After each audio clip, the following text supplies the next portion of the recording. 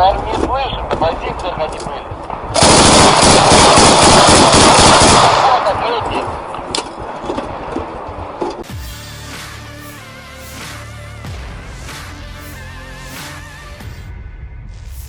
Pasukan khusus Rusia dengan energik menembaki tentara Ukraina dari dalam parit di hutan Kremenaya. Pasukan Rusia mengandalkan senapan mesin untuk menembak dari satu titik ke titik lainnya. Mereka mengklaim tembakannya akurat dan padat mengenai tentara Ukraina di hutan. Rekamannya beredar di Telegram pada Rabu, 3 Mei 2023. Dalam keterangan unggahan disebutkan inilah pertarungan sengit di hutan. Pasukan khusus Rusia dengan energik menghabisi musuhnya.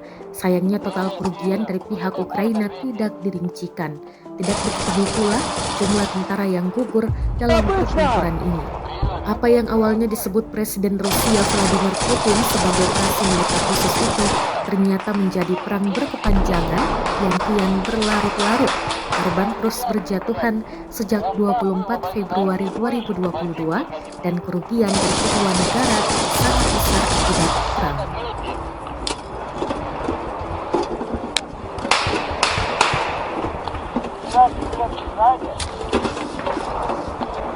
Да. Север, глубоко ответьте. Setahun berlangsung invasi, Rusia melaporkan secara total 416 pesawat Ukraina, 230 helikopter, 3.935 kendaraan udara tak berawak, 421 sistem rudal anti pesawat dieliminir sejak awal operasi khusus. Sementara itu dari kubu Kiev, Kementerian Pertahanan Ukraina melaporkan 520 tentara Rusia dieliminir dalam sehari terakhir. Total 191.940 prajurit Federasi Rusia meninggal sejak awal konflik hingga hari ke-434.